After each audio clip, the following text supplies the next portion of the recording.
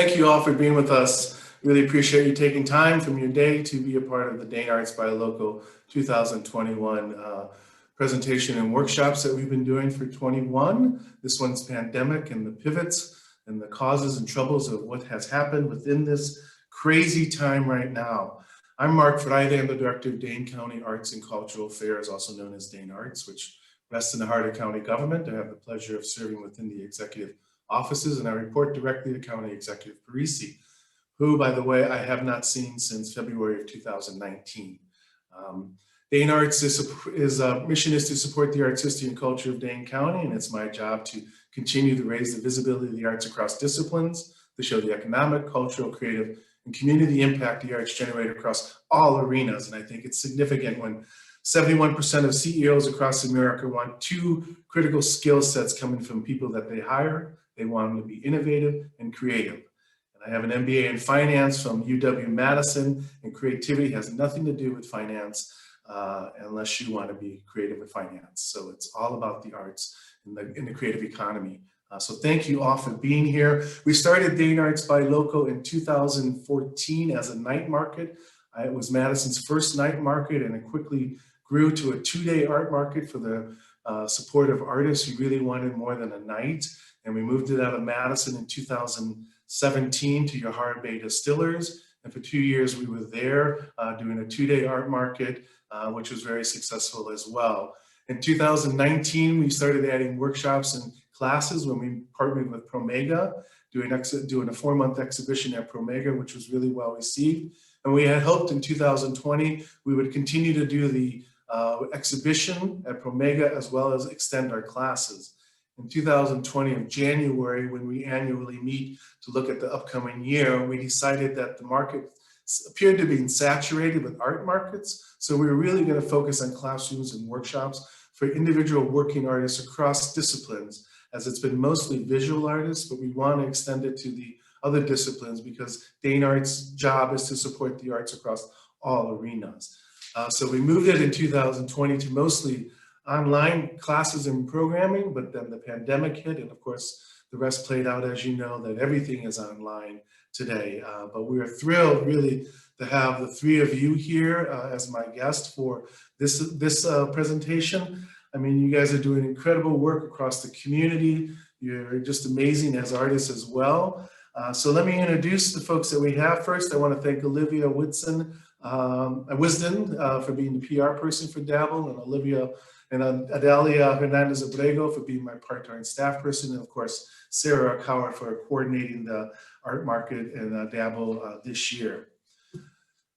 Three amazing organizational leaders, Communications, Jennifer Bastian, an artist and founder of Communications, a local nonprofit arts organization, which is an all-volunteer run space. They are dedicated to fostering a vibrant, creative community, curating in all ages, sober space for all forms of artistic expression. Jolyn Ruda, who is the Artistic Director, Executive Director of Arts and Literature Laboratory, also known as AWE. It is too based here in Madison, Wisconsin. It's a welcoming community that nurtures innovation and the artistic growth of contemporary, visual, literary, and performing artists. Connects artists, it provides resources and community resources, and as it's written, fuels a passion for arts and literature. And we have Margaret LeMay as well, who's the owner and CEO of Integrated Arts. It's a woman-owned, Madison-based art firm providing art curation, design, and installation in healthcare facilities and businesses nationwide. Integrated Arts also has the Marzin Gallery, which is one of the few galleries left in Madison, which in and of itself is quite a statement about the arts in this community. And our musical guest is Wendy Schneider, who's also a prolific video producer who did 2 great Dane Arts videos last year based on the pandemic, which are on our website if you'd like to see them. Wendy is also a musician and did a gig for me at Lafette, and her band just kicked it. She's a great musician as well. But she's the one that produced Butch Vig's Smart Studios documentary a few years back, and is in the middle of Angels of Dirt, which is a heartbreaking and heartwarming story about a young woman who was a motocross bicyclist, a biker who was, I believe, killed during a race. And Wendy can correct me if I'm wrong, but she's doing that documentary as well. So thank you all for your time today. We've been through so much in 2020 and a lot yet to go in 2021. It's not getting any easier. I'm not getting any younger, but it is a sheer strength of individual leaders like yourselves who are really making things happen still in a pandemic and really off the charts creative activities coming out. But we've been through so much, and as artists and entrepreneurs, I know you are caregivers as well, that you create the arts because of what drives your soul and your spirit, and we're appreciative so much of that. The New York Times interviewed visual artist Lorraine O'Grady the other day, who's still cutting the creative cultural edge at 86. She's a pioneering conceptual artist, and she was asked in the interview, as a creative artist, as an artist, how much time do you give to the creation of your art? And she laughed and said, most of my work is 99% the business of art. And that's what we're trying to do here, provide resources for artists on the business of art and the art of business. So either one of any three of you, can you offer how, as managers of your facilities, do you find any time for creating art? And Jennifer, you're an artist. Do you find time on your daily basis to still create art? It's, first of all, thanks for having me. This is really nice to see all of these, not faces, but names, and ones I don't know also. I also am coming up on my daughter's second birthday, so I'm also a parent of a very young child. I don't have a ton of time to make art right now, but I've had to learn throughout the past year how to make that time because it's like we hit these walls of burnout. Anyone in a pandemic will, parents will, and anyone who's working in a nonprofit or in an arts organization will, because that's sort of how this structure has depended on labor that people will just keep doing. And I had to stop and think about, like, what is our mission? What is, how am I living that mission out in my life? And how can we as an organization change the structure so that it is not relying on too much labor or any one particular person?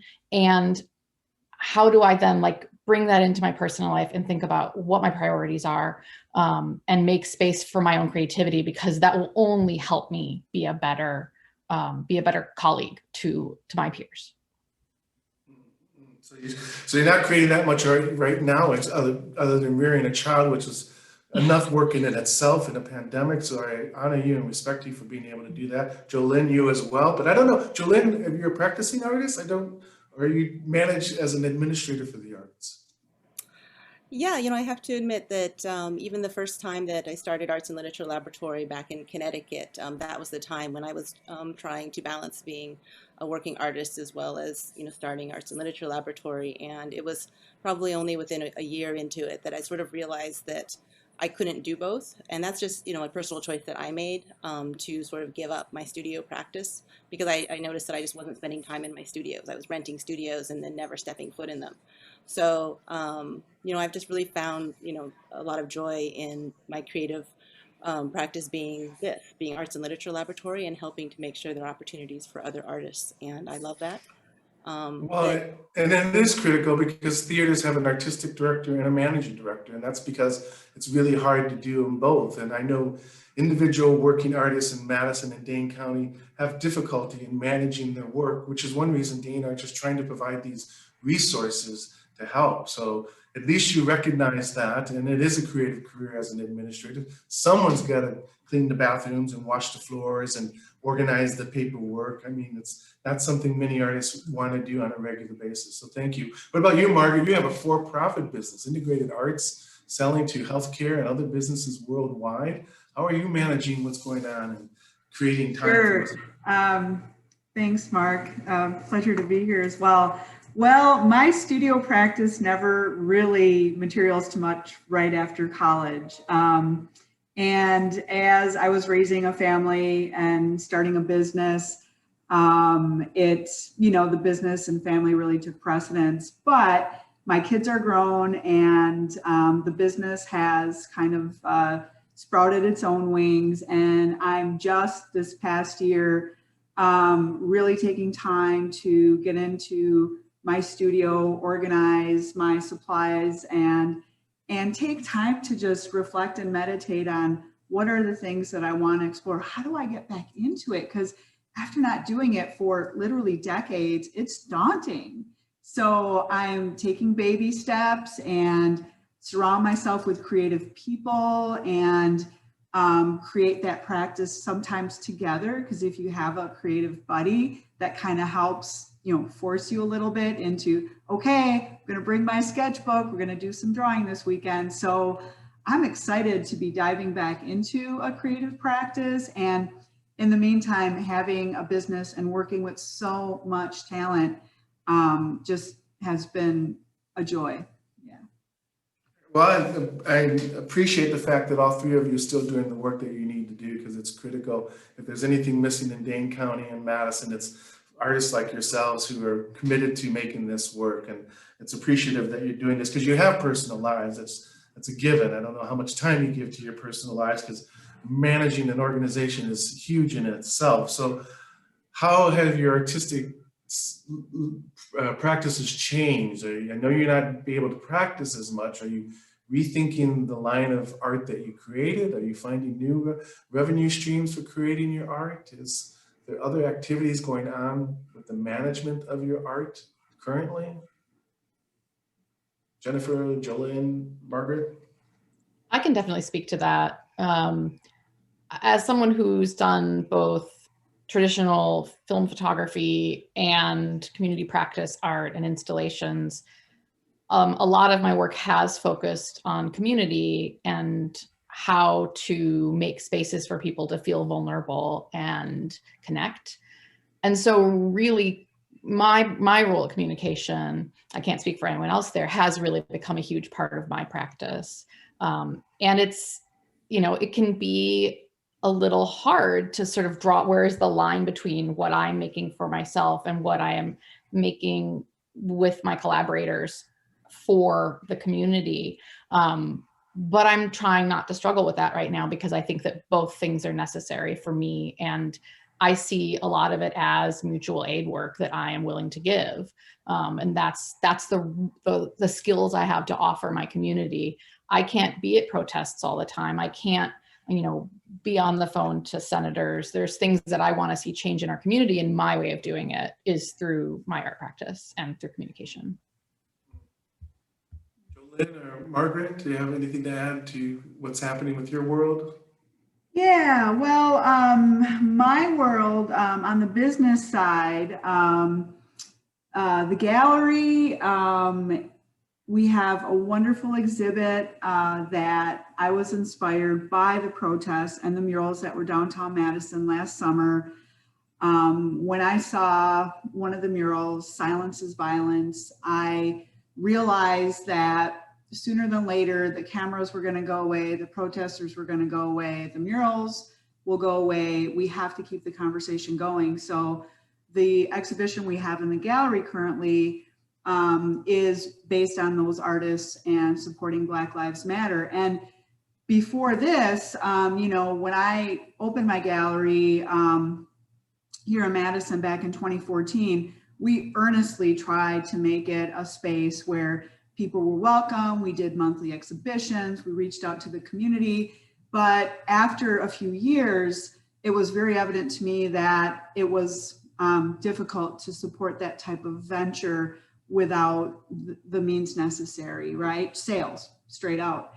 And fortunately, Integrated Art Group, my commercial business, is really the bread and butter. I think so often galleries have other streams, be it gift shop, frame shops, other ways to bring clients in and make things work. And for me, it was the art consulting business. So having a gallery, I really want to create the space to reach out to the community and give artists a space where they can have not only a way to exhibit their work, but actually a conduit to make sales. So again, that's where my creativity is, and the business, throughout the pandemic, we did have to shift like everybody else. Like our gallery space is now more our workspace, because I had to create a safe space where employees can work. They're still working primarily from their homes, but they're starting to come back in. So the space we created here allows them to have workspaces that will keep them at safer distances. So those are some of the changes that, you know, we've made so far. And you got to make money. You're a for-profit business. It's, you know, I often say as a joke that you can't go to the grocery store and buy groceries with passion. You need cash. Making money is important, and I think it's critical for part of our work at Dane Arts is building this relationship for business, for artists to become more business oriented, you know, to make money at the things that you really love to do, because you're going to do this for the rest of your lives. Jolene, I've read in one article about artists and arts organizations and what this pandemic has created is a type of freshness. You know, it gives an opportunity for an arts organization to try something new, and you just moved into a new space. Are you finding an opportunity to create freshness in the work that you're doing at Arts and Literature Laboratory? Yeah, I mean, I guess it's hard to think of it as freshness when it has been a you know, very challenging year. But I do think that, you know, all of the trauma of the past year has really forced us to, you know, take a really close look at what we're doing. You know, a lot like Jenny and Margaret said, you know, kind of look at, again, you know, look at ourselves with fresh eyes and to really think about ways that we can improve what we're doing and to refocus attention on our core mission and how we're supporting artists in our arts community. So, you know, I think as an organization, we have been able to use this time during the pandemic and, you know, kind of push forward some projects that maybe are always on the back burner because we were always so busy churning out programs and in-person events, where now, you know, we're still doing virtual events and those still do take a lot of time, but we did have a little bit more time to kind of step back and do some of these organizational things and really, you know, think about strategic planning and, you know, refining our mission and our vision and just kind of, you know, recentering ourselves on why we do this work.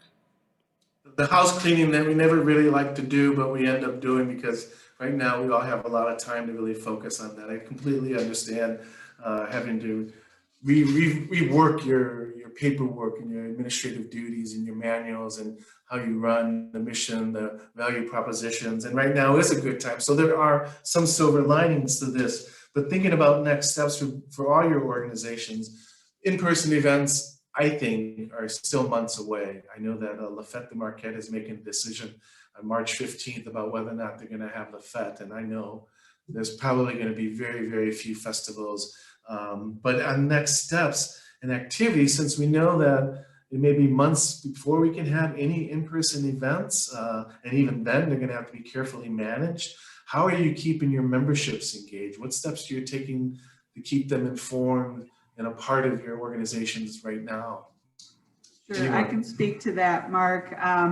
Couple of things. Right when the pandemic hit and we started to shut down, we knew we had to quickly engage, just not only to figure out different ways to engage, but to create content for people that were like shocked into like, okay, what do I do now? I'm stuck at home. So we started a series of art toasts where we would interview artists in their art studios and go behind the scenes, see how they create work, get a glimpse into their creative process.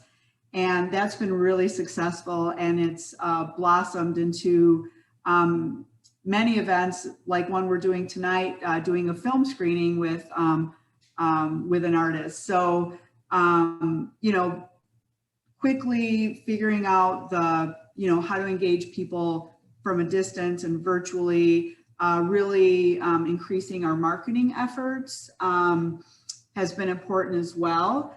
And speaking of live events, when this exhibition from here on out opened at Marzen in October of last year, we did have an event planned for outdoors, but between the restrictions that came out in October and the snowstorm that we had in October, we moved it indoors. We were at max capacity at 10 people, and it was a lovely event. Hannah John Taylor played here, and we're gonna try it again. So May 2nd, we're gonna try a live closing reception.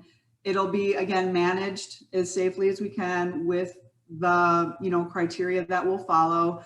I'm really hopeful. Vaccinations are coming out, and I think if people can continue to practice, safe practices to keep each other healthy, I think we can do this event successfully. So, and I think, to take it in increments and to, come up with ways that it can be managed safely.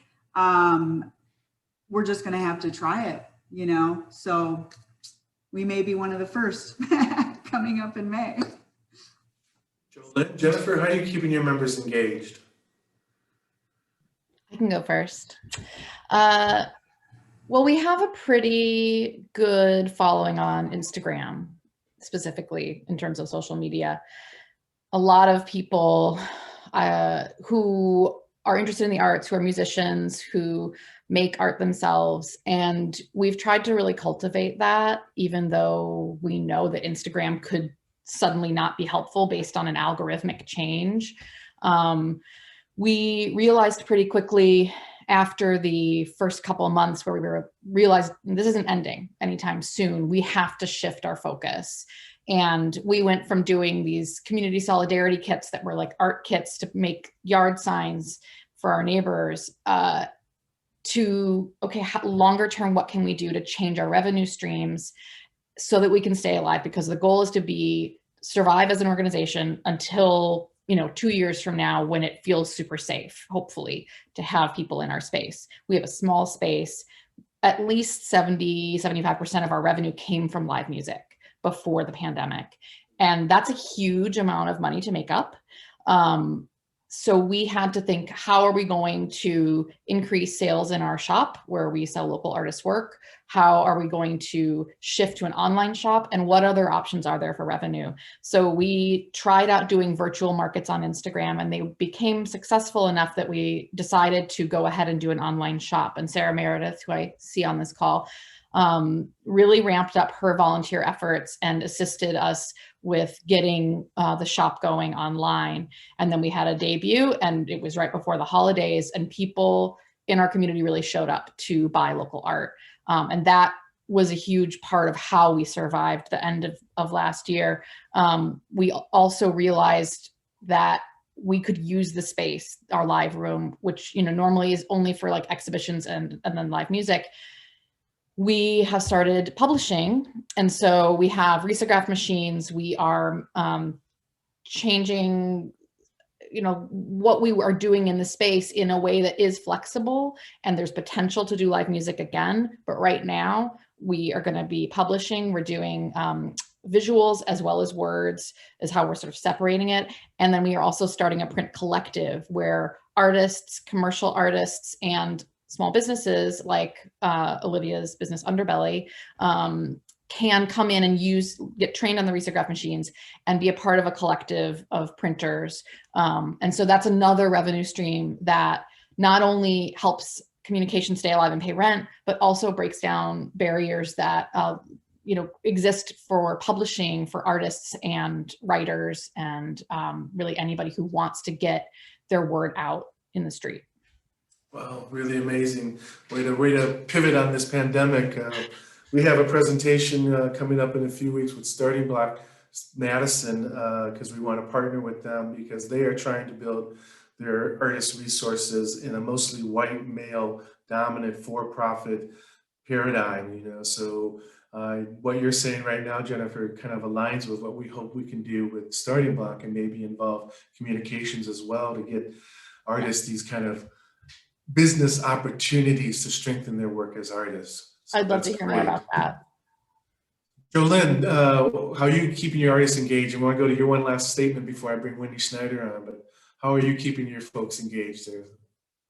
Sure, yeah. So we have actually been in person for quite a while, but in a more limited way throughout the pandemic. And between that and also having virtual events, we've really been able to keep almost all of our core programming going, which has been wonderful. And it's all because of, the fantastic team of staff members and volunteers who, are part of Arts and Literature Laboratory.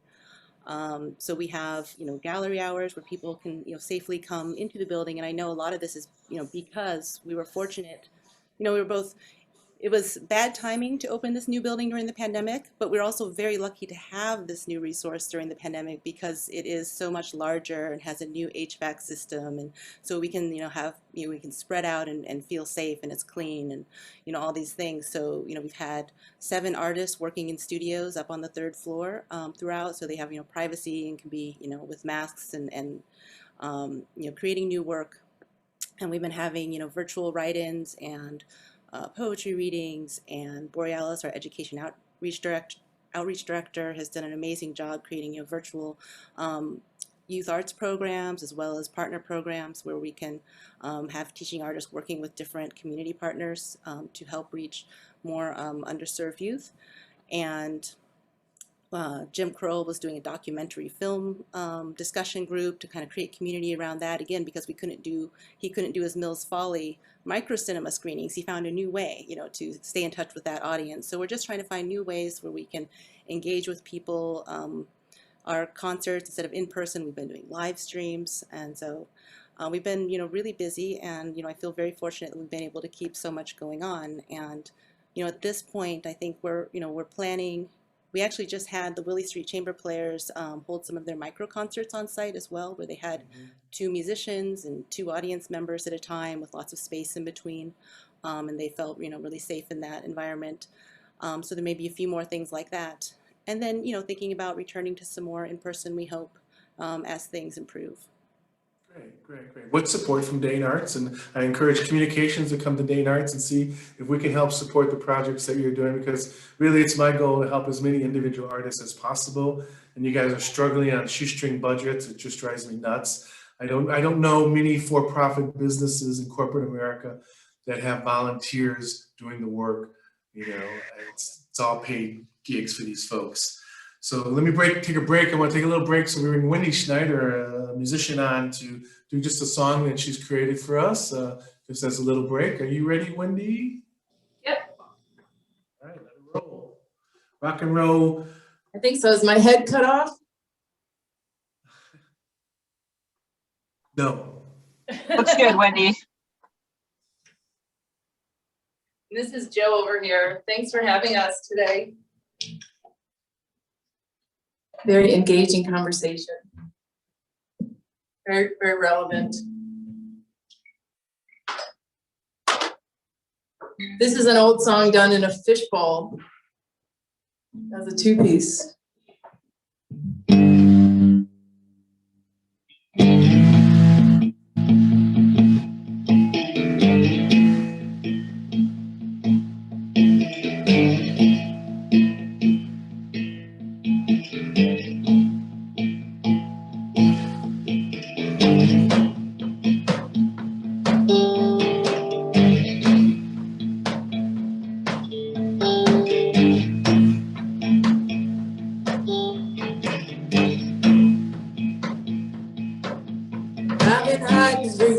Underneath my skin, it's taken me this long to let you in.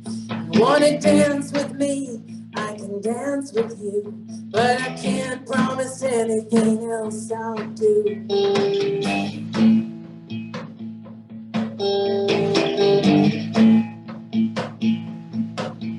If you walk away, I can handle the hit.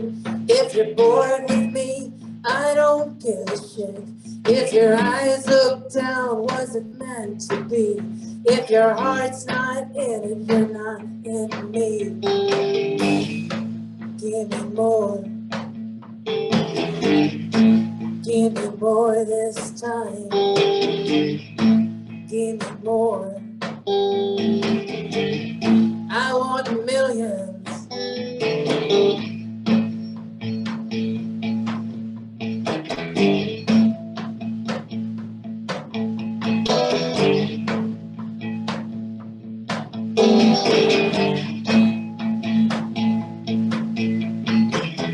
Riptide pulls me away. Forces of nature saying, baby, behave. You say nothing, you're down on your knees. You say nothing, I say, please. Give me more. Give me more than this time. Give me more. I want millions.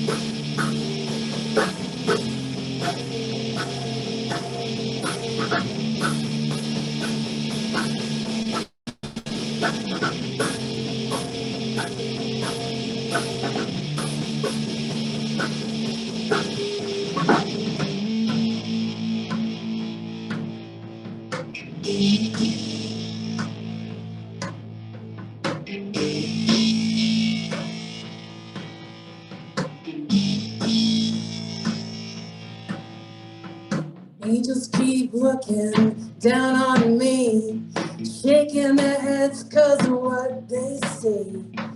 I don't mind them waiting in the wings. Heaven stands witness to the life I lead. Give me more. Give me more this time. Give me more. Give me more this time. I want millions. I want millions. Give me more this time. Give me more.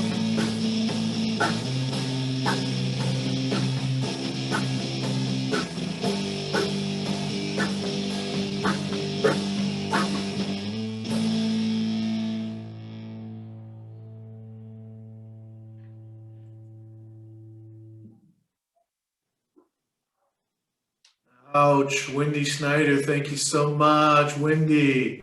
I'd snap my fingers like the young folks do, but I got nothing coming out. Really nice. Wendy did with her band Holler, played for me at La Fête de Marquette a couple years ago. And I believe that tent was rocking it. It was one of the best performances I've seen. And then following Holler and Wendy was Rain Stern, who was just on The Voice the other night. Amazing night of music. So thank you, Wendy. Thank you very much.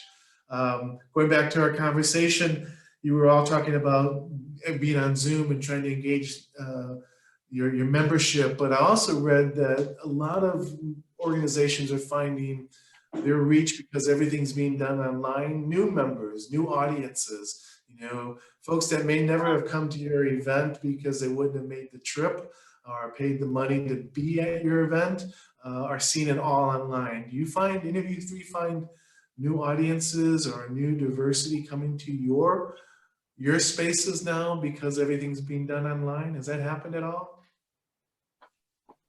We've had some experience where programs are more accessible when we've done sort of a hybrid thing. Last spring, I guess it was spring, we received a Sassy Neighborhood Association grant for our Justice Club program, which is a youth and family focused program on educating people around social justice issues. And our artists, the teaching artists who were running it, decided they would still wanted to do it. And they created collage kits and art kits that we then were able to mail out to people. And when we'd done these one-off workshops before, we usually expected 10, a dozen people would come, which is a great turnout for a small art workshop. But with this, we had, I think, 68 art kits to 43 different households. And that was a huge jump in accessibility for people. And it was able to be free because we had this grant. And so that was really exciting. And so we have thought a lot about how can we do some sort of hybrid stuff that allows some of that accessibility, but still retains the in-person intimacy. Jolynn or Margaret, you finding new audiences and new experiences with the pandemic? Yeah, for us, like I mentioned, when we started doing the Art Toast profiles of artists. We interview artists in Pennsylvania and Minnesota and all over. So that really expanded our reach to communities and other organizations. We already work with clients and, you know, all across the country, but I think being able to engage people, you know, beyond just the people that we work with, it really opens some doors. And the other thing I've seen from the gallery side is people getting weary a little bit of looking at artwork online. You know, I've had people come in and say, you know, I see all these beautiful images, but I don't know about artwork. I don't know what's worth purchasing or how to purchase or what I'm purchasing. So we are coordinating some rotating art exhibitions in the community here and also starting educational programs that go along with that, because we're really finding a need for that is really just some basic art 101 collecting or understanding art, traditional printmaking methods. So I think for us, again, being more outreach and providing these educational opportunities and trying to be as tangible as possible. Zoom has, or having these online resources has expanded our reach, I think, exponentially. So it's been really interesting to see how it's all blossomed. And you do a lot of work online, Jolynn, but you do also a lot of in-person activities. Are you seeing a change in your audiences at all? Definitely. I think, you know, as Jenny was saying with communication, I would imagine that we'll continue having a hybrid format, or at least having a virtual option whenever we can, ongoing, just because, you know, most of our programs already were free or low cost, but why not continue to offer them so that people who can't come, you know, whether it's just because of the timing so that they can, you know, maybe watch something later and come back to it, or because it's a transportation issue or an access issue in another way, or that people are not even in this community. That way, you know, they're going to be able to take part in what we're doing, and it just expands our audience. You know, concerts that, you know, might previously have only had, you know, somewhere between 50 and 100 people. Now we're seeing, you know, hundreds or sometimes even thousands of viewers.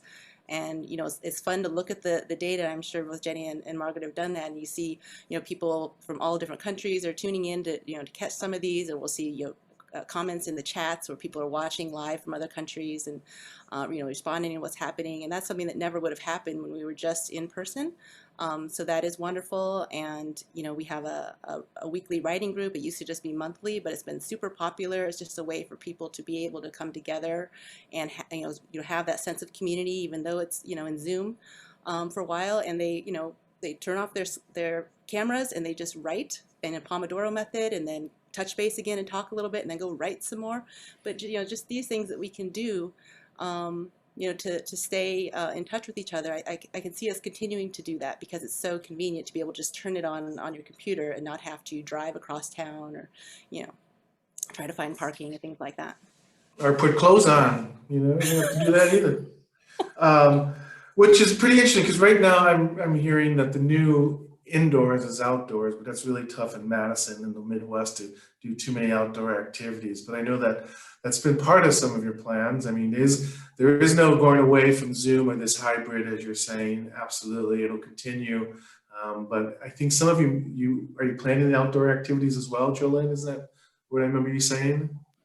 Yeah, absolutely. I mean, we, at this point, you know, we are planning that, you know, that our jazz festivals will start up again, and they will be, you know, primarily outside or, you know, virtual, because, you know, for public safety, we don't know where things will be already. So that's already starting up in June through the year. And Borealis is working on our summer youth programs, which are going to primarily be outside as well, with a new and exciting learning gardens format that's going to be combining our new Indigenous arts program that they are organizing in collaboration with the Gigay Collective. So we'll be bringing together, you know, native farming practices and urban agriculture, as well as, you know, just, you know, fun and making art, you know, outside. Right. And so, you know, and we're, you know, trying to see if we might be able to activate some space on top of the parking garage that we're attached to, because it's just a beautiful expanse that isn't getting used since there aren't very many cars in the area now with all the offices shut down. So, you know, we're definitely exploring as many options as we can for doing things outside. Well, what about you, Jennifer? Anything thinking about outdoors wise in your space? Well, we have a small parking lot, about 6 cars can fit in there, and we have used it for outdoor programs in the past. We, it's just hard to know right now with the size of our volunteer staff and the size of our space and our outdoor space. Doing live music as an event outdoors doesn't necessarily make sense for us until we can have more people in one particular space. Just because we have to have someone to run it, we have to have someone who's going to take the money, and then how much are we going to be able to pay out bands, and we want to make sure that if a band is performing that they're paid equitably. And so it's still really up in the air for us in terms of those kinds of events. We will do some youth programs this summer. We're doing a youth camp in collaboration with Briar Patch and the Bubbler, and so we will be doing some things outside, but probably not at our own space. And I'm open to other ideas as well, but that's where we're at right now. Well, I really encourage both all of which Dane Arts supports a great deal, because we really appreciate the work that all is doing. Really, communications, whatever Dane Arts can do to help navigate some of this for you. We do have some pockets of dollars, not a lot, but they are targeted towards individual artists and arts organizations. It's not a grant. These are funds that are donated privately to Dane Arts. So there's a lot more freedom to use these dollars rather than applying for a grant and waiting 4 months to find out if you get a little bit of the lot that you need. So please, Jennifer, whatever Dane Arts can do to help communications, let us know. But you have so much happening at communications as well as at all and integrated arts. Can you just offer one idea or one action that maybe these arts organizations, volunteer-led like yours is, Jennifer, what suggestion or advice you might give on continuing to move through this pandemic?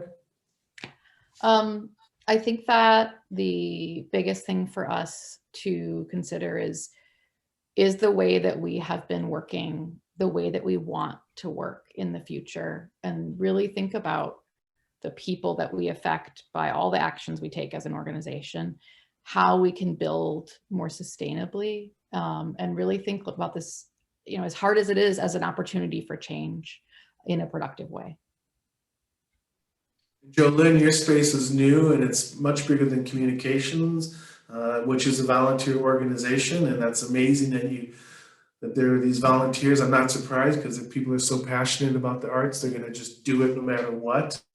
Which is a downside in my experience, because then funders will say, well, why give you the money you need? You're going to do it anyway, so I'll just give you a little bit of money. But you're volunteer-led pretty much. I know a lot of your folks are contracted, Jolynn, but I believe you're still, as a volunteer, or making very little in a new space. Is that a paid salary position, something that's in the works perhaps? Well, I think that, even before we made the move, we just knew with the level of programming as we were growing that, to be sustainable as an organization, that we were going to have to make a move to having paid staff. Because, like communication, we started, and like so many indie arts groups, and projects start, everyone's a volunteer. And then, people burn out. And so, it's definitely a priority for us to make sure, we have this 20 to 40 year lease in this space, and we want to be here that whole time and be here to serve the community. So, it's in our best interest to make what we do sustainable. And so that's part of why we did add independent contractors. That was sort of stage one, to start having paid people doing different parts of our work, and that has been great. But we're definitely ready for that next phase. And so we've built into our current capital campaign to try to raise more of that operating support, so that we can feel like we're ready to go ahead and take that leap into having paid employees who are more like W-2 employees instead of independent contractors, and be part of the need for having more jobs for artists. We can't always all be gig workers. We need to have stable employment here in the arts community, and all wants to be part of that for sure. Right, and there are a lot of folks who want to work in the arts full time, and we should be finding ways of getting this done. It's just so frustrating. Wendy, you're an independent business. You're a small business owner, Wendy. You're scrambling a lot, always trying to raise money. I mean, can you give us a little insight into how you're managing this pandemic? Some days better than others. You know, some days I feel like it's just the same space with nobody in it. I mean, I have projects that are ongoing. I've never been a staffed organization. Coney Island, you know, started as a recording studio for 20 years. Now I'm doing more video, but you know, it's interesting and inspiring and envy producing, listening to sort of how everyone is really taking the reins and sorting out how to advance, alter, modify, and grow the idea or the visions of businesses or, you know, or groups. And I feel like I'm behind in that because I'm being somebody that's just been by herself, you know, for so many years. I'm just always scrambling to hustle for more jobs, you know, keep the lights on, keep my creativity nurtured or intact, keep the band alive, you know. So, you know, I think that the support from Dane Arts has been really helpful to get a, you know, I've gotten 2 small grants that really helped through the winter. But this is, you know, a 2,000 square foot production space that usually sees a lot of people in it, you know, musicians or somebody working on a video or meetings, film, little like, you know, film screenings. And I'm really not sure how I'm rethinking, you know, the business. Probably things will shift when Angels of Dirt is released this year. So I'm trying to finish a documentary amidst a pandemic, which is has its own set of challenges.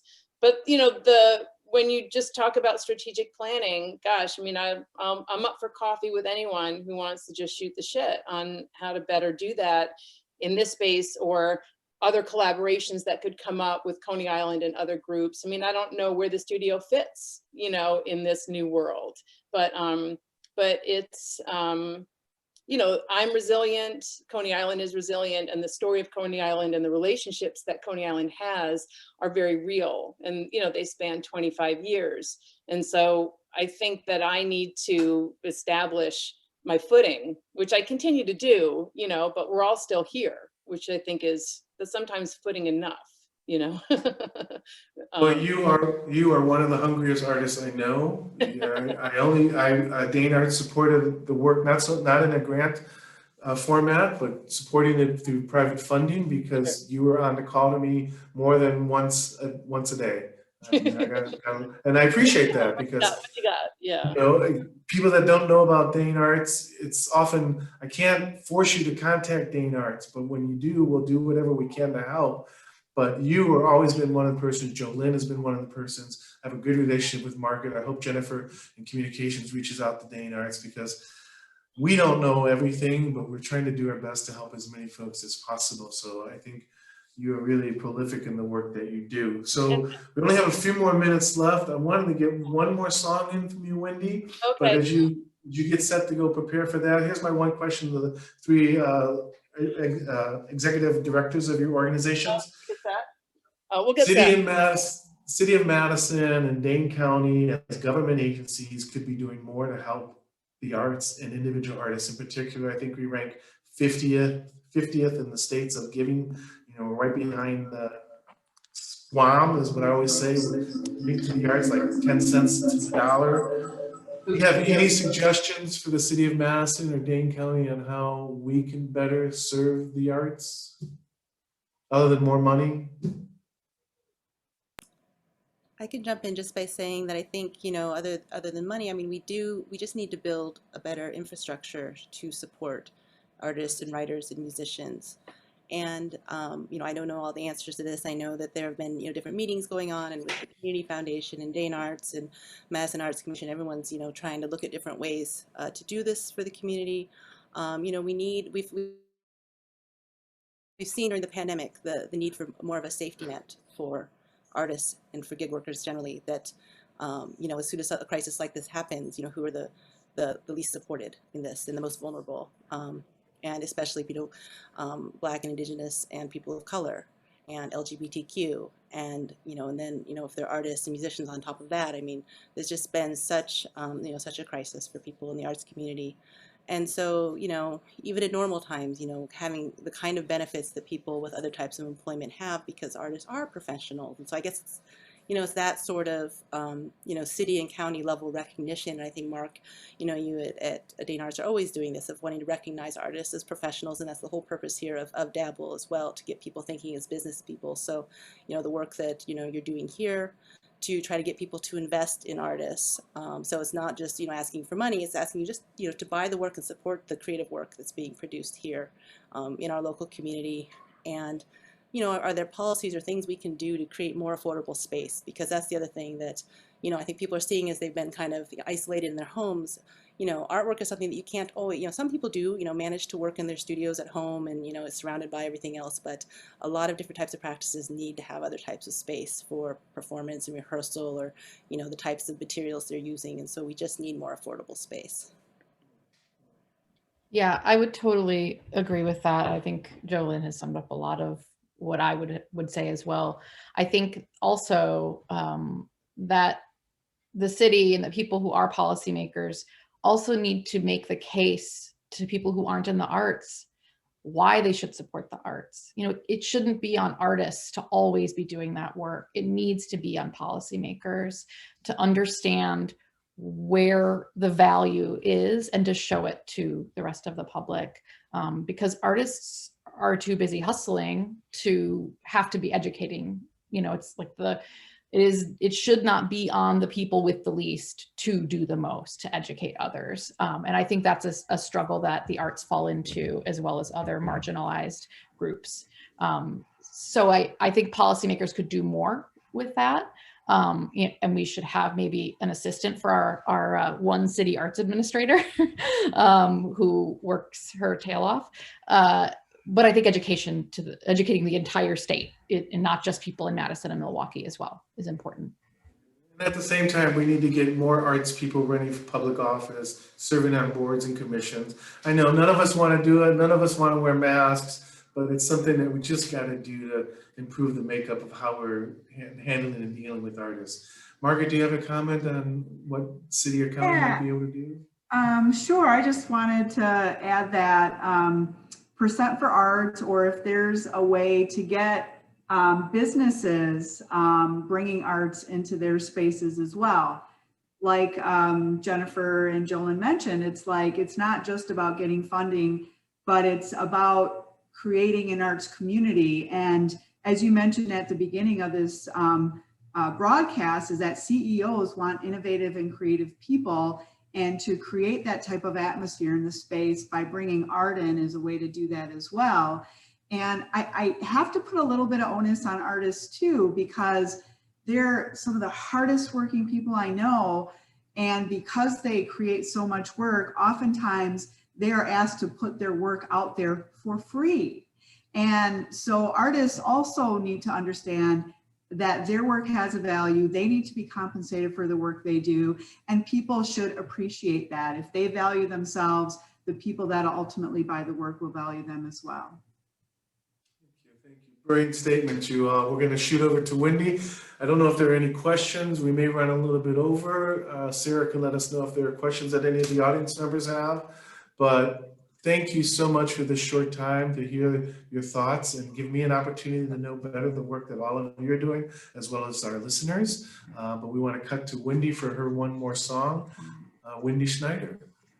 And Wendy, you'll need to unmute before you can start playing. I muted you earlier when we were getting set up for this. So if you can come over here and unmute yourself, that would be awesome, because otherwise we're just going to be seeing your awesome fishbowl and not a lot of music. So perfect. Thank you. Again, if you have any questions, feel free to shoot them directly in the chat and I'll relay them to the panelists. Thanks. We'll sound much better now. Can you hear me? Yes, we can hear you.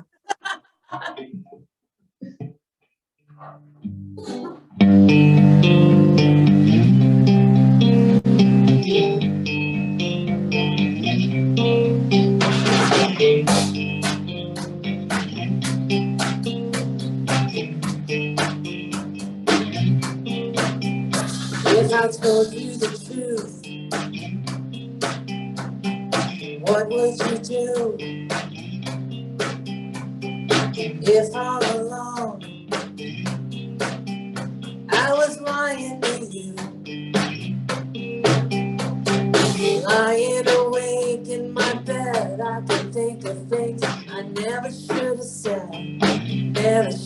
sad. If I go to sleep, will my conscience too?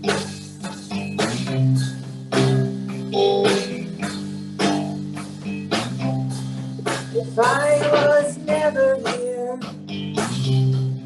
if I was never here, if I was never here,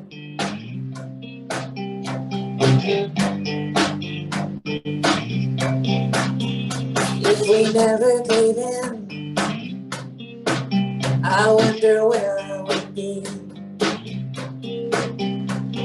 Sitting alone in a corner, yeah, maybe, yeah, baby. If I was never here, if I was never here, if I was never here, if I was.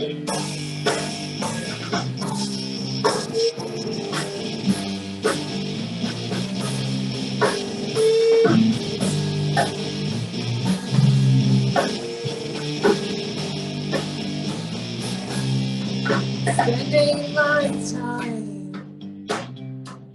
spending my time,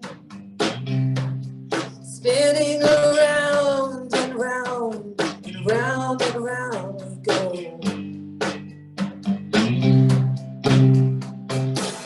I should have lied to you. I should have lied to you.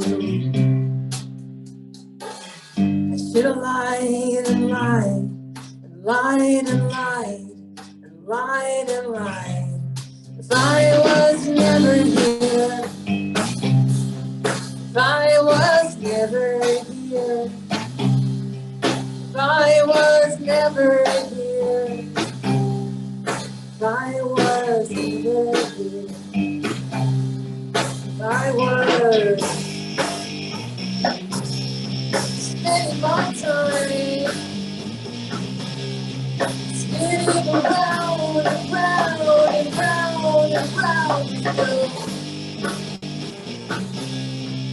I should have lied to you.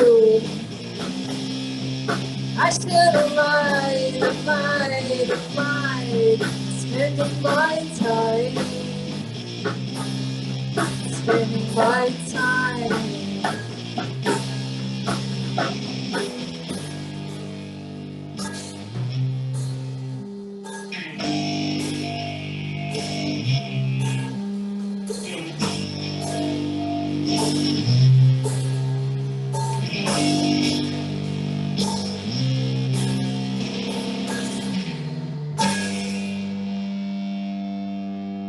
Thanks, Mark, and everyone at Dane Arts. Nice job, Wendy. Thank you so much. Thank you all for being with us as well. I don't know if there's a question or not that needs to be answered before we close off. Sarah, do you have any sense? Yep, there was one question, but we're actually going to be talking about why we continue the work we've been doing thus far on our last session on May 12th. So if you want to please join us then, that'll be Wednesday, May 12th at 6 p.m. And we'll be addressing moving forward. All right, thank you so much.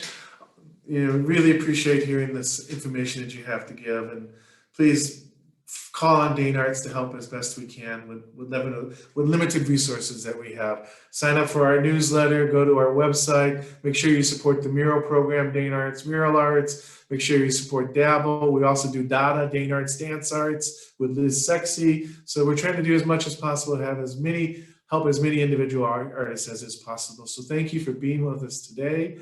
Have a great day. It's getting warmer. Let's beat this pandemic and let's get back together.